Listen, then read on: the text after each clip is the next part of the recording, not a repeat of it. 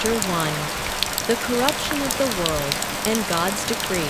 The world, once created beautiful and pure, an ideal garden of harmony and light, where the Creator's voice echoed in the cool of the day, was slowly, irreversibly sinking into a viscous, inky darkness. This decline wasn't a sudden cataclysm, but a slow, poisonous decay, which began not with natural disaster, but with a tiny, barely noticeable crack in the most sacred place, the human heart. Human hearts, meant to be temples of love and gratitude, became filled with the venom of malice, violence, and predatory greed. Each new dawn brought not hope, but a fresh spiral of cruelty.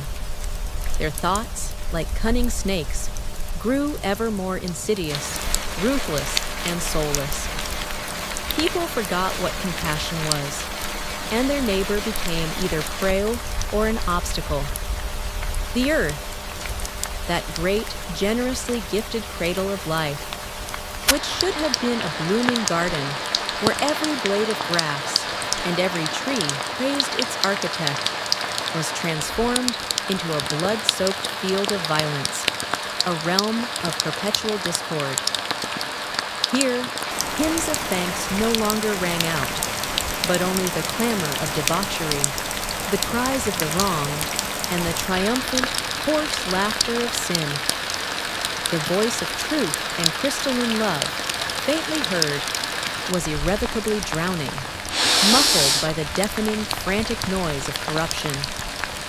It seemed the very atmosphere of the world had become heavy, saturated with unspoken, repulsive filth. The heavens, which once smiled, now seemed to frown, reflecting a deep, all-encompassing sorrow. And the Lord gazed upon the earth, and his gaze was not one of wrath, but of unspeakable, cosmic anguish. He saw that it was full of corruption, like a vast, ripened wound that could no longer be healed. The Creator, who had breathed life, now watched with unspeakable pain its terrible, willful degradation. The end of all flesh has come before my face, he declared, and this voice, which once formed the stars, now trembled with regret, for the earth is filled with violence. I will destroy all living things under heaven. All this clamor, all this abomination must cease, so that the pure note of existence can sound again. This decree was not merely an act of vengeance, but a necessary surgical operation intended to halt the contagious, fatal disease of sin that threatened the very meaning of existence. It was the pain of a father forced to destroy his own house to save its foundations. But amidst all this gloom, this stinking swamp of despair, one single star shone, quietly yet unquenchably. Among billions of lost souls, one man was found, righteous and pure of heart, Noah, son of Lamech. He was not perfect, for perfection remained outside Eden, but he was whole, unwavering in his devotion to God. Noah walked with God, which meant not just listening, but breathing in unison with him, aligning every step of his earthly path with the invisible yet omnipotent will of the Creator. His life, his quiet figure, full of humility and purity, shone among the corrupted generation, like a fire amidst a black nocturnal abyss, offering faint but unwavering proof that the connection between heaven and earth had not been completely severed. Noah was the last living bridge over the chasm that was swallowing the world. Chapter 2. God's command and the building of the ark one day. When the air was especially heavy, thick with the smell of sin and the premonition of disaster, the Lord addressed Noah. This happened not in a temple, for there were none yet, but in the depths of his heart, in that sacred corner, where man and his Creator met daily. The voice was mighty, like the rumble of distant thunder, shaking the very foundations of existence. and at the same time tender, like the very first cautious breath of wind that heralds the morning dew. This voice pierced Noah to the bone, not with fear, but with a sacred, paralyzing awe that fills the soul before the face of absolute truth. "Make yourself an ark of gopher wood," the Lord commanded, and his words fell upon Noah's soul like heavy yet life-saving stones. "Make rooms in it and pitch it inside and outside. Make it waterproof and fit for life. And this is how you shall make it: 300 cubits in length, 50 cubits in width, and 30 cubits in height. Let it be enormous, for it will carry the future. Make a window for the ark, so the light of hope may shine, and put the door on the side, so that I myself may close it." And then came the terrible yet saving promise. "And behold, I myself am bringing a flood of waters on the earth, to destroy from under heaven all flesh, in which is the breath of life. But I will establish my covenant with you. You and your family shall be the seed of a new beginning." Noah silently bowed his gray head, not in the surrender of a slave, but in the reverent acceptance of a great mission. His heart beat faster than ever, not from fear of the coming catastrophe, but from the realization of sacred responsibility and undeserved divine grace. From that day on, peace forever left his household, and the great, epic work began, illuminated only by the light of faith. He and his sons, Shem, Ham, and Japheth, those three strong branches that grew from one righteous root, commenced a construction that at the time seemed utterly insane. They found gopher wood, its strong, rot-resistant fibers, and took up the heavy, exhausting labor.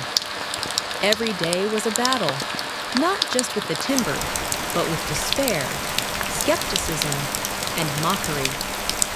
Neighbors gathered, as if for a circus show, their faces twisted with scorn and contempt.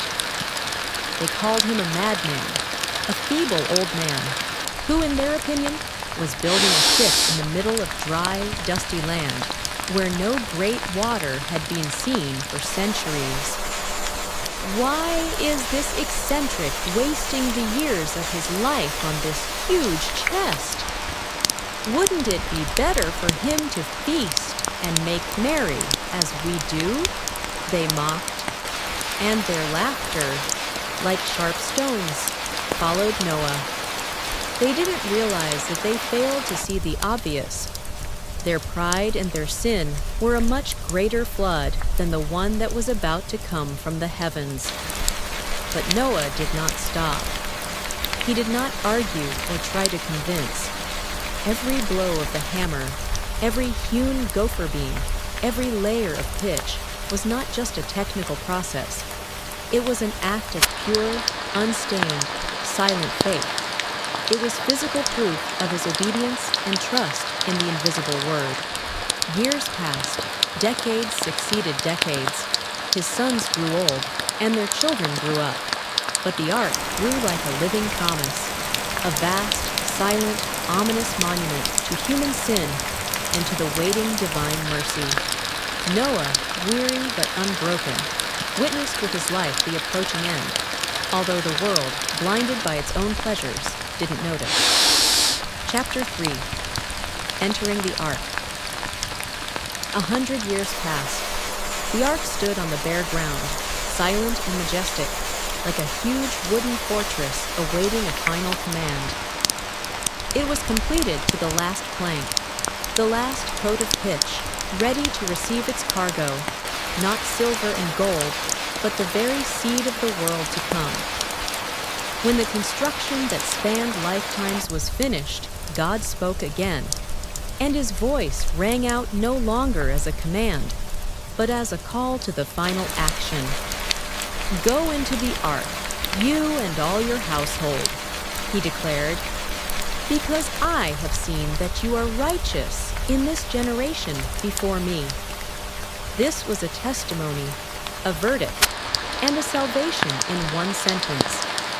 And at that moment, as Noah and his family prepared to enter, a miracle occurred that would have made any witness fall to their knees in reverent fear.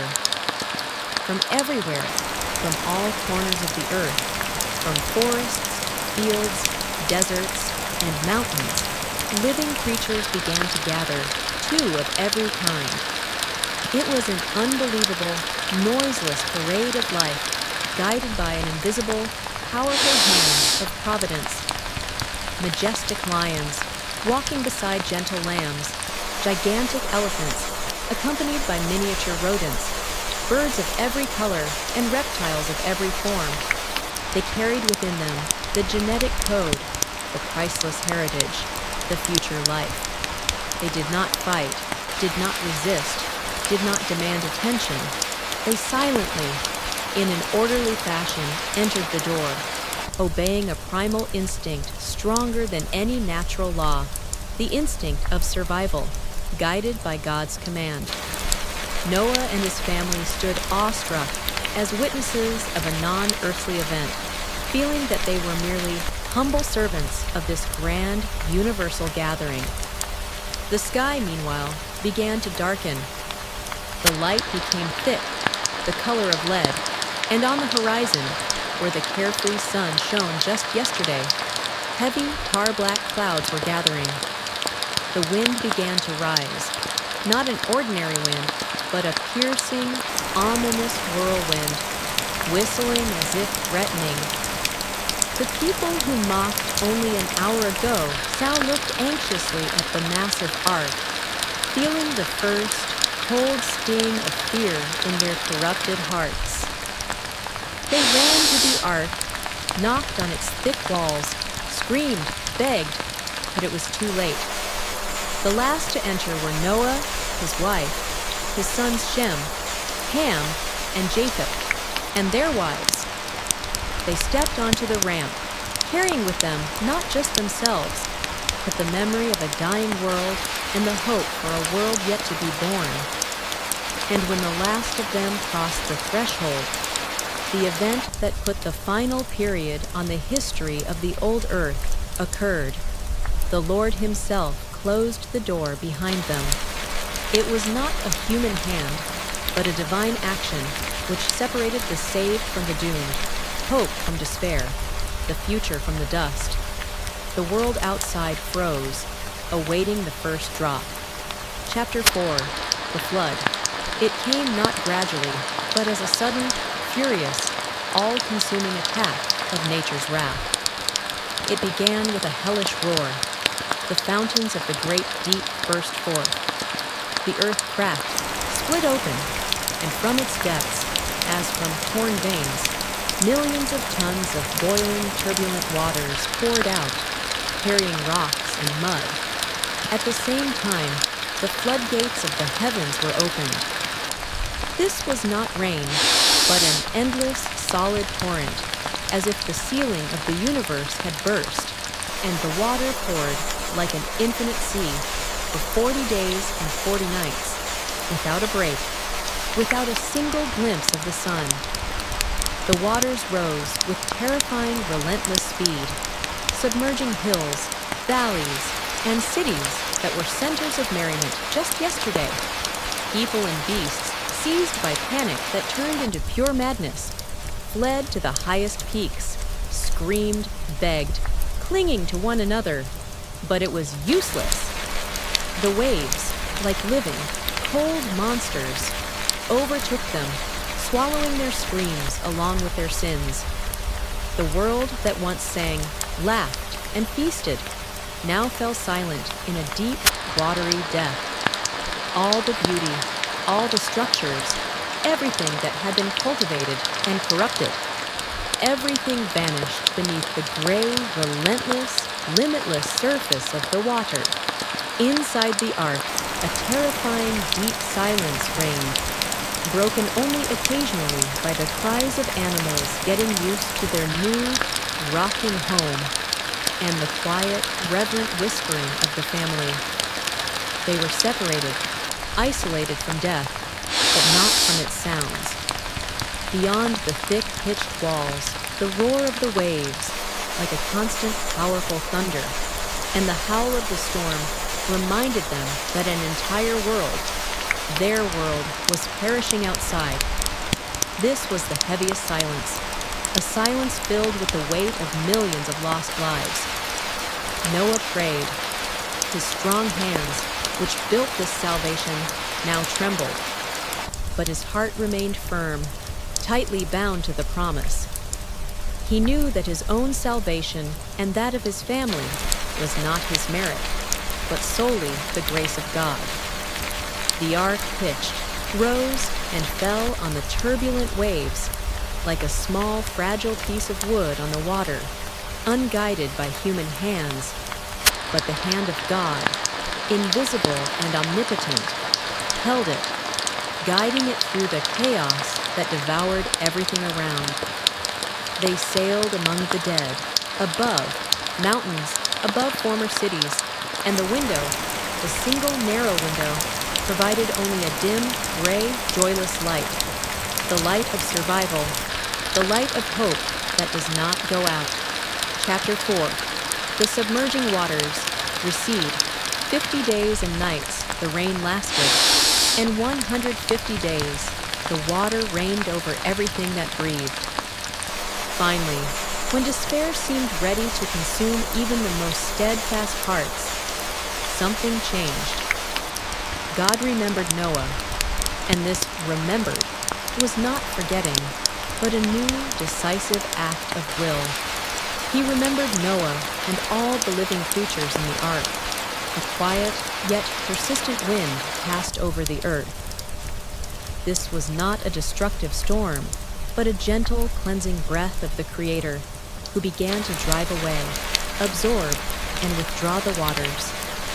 They began to recede, slowly, reluctantly, but irreversibly, exposing to the world a joyless, mud-covered, sin-purged landscape.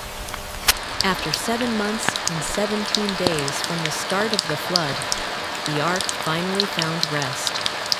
It gently settled on the mountains of Ararat, on the peak of the world that became the first dry land seen by Noah's eyes.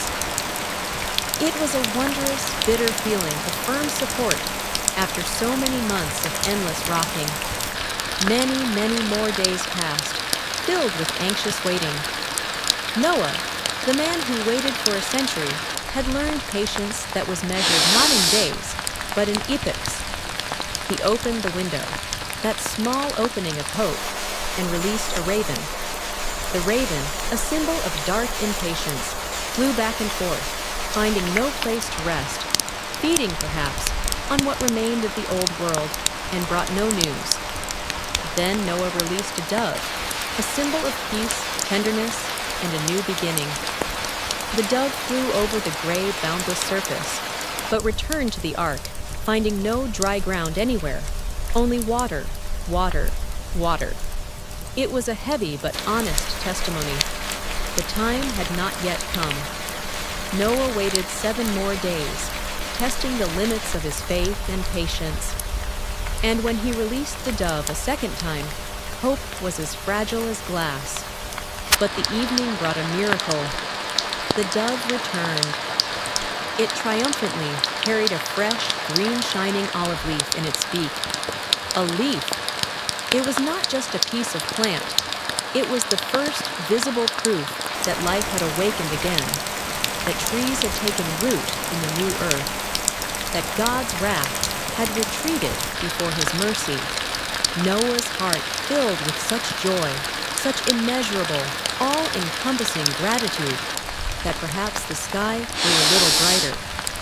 It was the first living sign of a new world, snatched from the jaws of death. Chapter 6. The New Beginning and the Rainbow Covenant. Finally, after several more months filled with final anticipation, the earth dried. It was damp, muddy, but clean, ready to receive the new seed. God, who had previously closed the sword, now spoke the single, long-awaited word. Go out of the ark, you and your wife, and your sons' wives with you. Bring out with you every living thing, so that they may be fruitful and multiply on the earth. This was the second birth of the world, the second chapter of the book of Genesis. Noah, his family, and all the multitude of creatures emerged from the wooden womb, stepping onto the firm, water-soaked ground. The sunlight, pure and bright, blinded their eyes for the first time in many months, but it was the most beautiful, most desired light. The first thing Noah, the man who endured the divine judgment, did was build an altar. He did not start planting or building a house. He first paid homage to the Creator. He took clean animals and birds, those specially brought into the ark for this purpose, and offered a sacrifice to the Lord. And the scent of that sacrifice was pleasing. It was not the smell of smoke, but the smell of restored faith, the smell of boundless gratitude, the smell of a pure, devoted heart that rose to the heavens. Then God spoke the words that became law for all subsequent humanity. These were words not of judgment, but of an unbreakable promise. I will never again curse the ground because of man, for the imagination of man's heart is evil from his youth. Nor will I ever again destroy every living thing as I have done. While the earth remains, seed time and harvest, cold and heat, summer and winter, day and night shall not cease. This was the establishment of the covenant, an eternal agreement between the Creator and His creation. And as a visible, physical, eternal sign of this covenant, God set the rainbow in the sky. When heavy, rainy clouds once again covered the sky, and the bright, multicolored ark appeared against the gray sadness, it was a reminder, a brightly crying guarantee. Life would not be destroyed by water. The rainbow became not just a natural phenomenon, but a bridge between heaven and earth, a sign of God's faithfulness, His mercy that always remembers His promise. It was the first colorful seal on the new clean page of existence. Chapter 7. Sin and Hope After the Flood. The world, washed and purified, began to slowly revive. Time passed. Noah, the man who saved the world, now sought to restore it. He began to work the ground, a difficult but blessed labor that was meant to secure a new beginning. He planted a vineyard and made wine. At that time, no one knew about the insidious power of this drink, and this very ignorance became his first bitter trap on the new earth. One day, Noah drank too much. He, the righteous man who withstood the flood, fell victim to ordinary human weakness. He lay uncovered in his tent, defenseless, vulnerable, a symbol that human nature, even after purification, remains prone to sin. And then, light and shadow converged in his own family. His son Ham, upon seeing his father's shame, felt neither pain nor compassion, but only a despicable, unworthy satisfaction. He mocked his father's frailty and hurried to tell his brothers about it. This act was the first sin of the new world, the sin of disrespect, judgment, and malicious joy over another's weakness. But Shem and Japheth demonstrated true dignity, the dignity that should be the foundation of civilization. They refused to witness the disgrace. Taking a garment, they placed it on their shoulders, walked backward toward the tent, and covered their father's nakedness without looking at him. This was an act of reverent love, respect, and protection, an act that separated them from Ham's wicked snickering. When Noah woke up and slowly and painfully understood what had happened and who had done what, he issued his verdict. He cursed not Ham, but Canaan, Ham's son.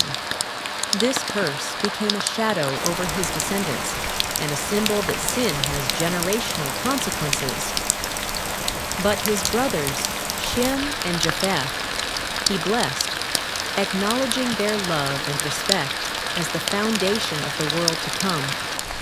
Thus humanity scattered across the earth again, carrying both the shadow of sin, which manifested in the second generation of the new world, and the light of God's promise. The rainbow, that colorful, dazzling arc, still shone in the sky as an unbreakable reminder. Even after judgment, there is mercy, and even in the deepest darkness of human weakness, there is hope for restoration and salvation, which always awaits those who cover with love, rather than expose with judgment. The new history of humanity, a history of the struggle between good and evil, had just begun.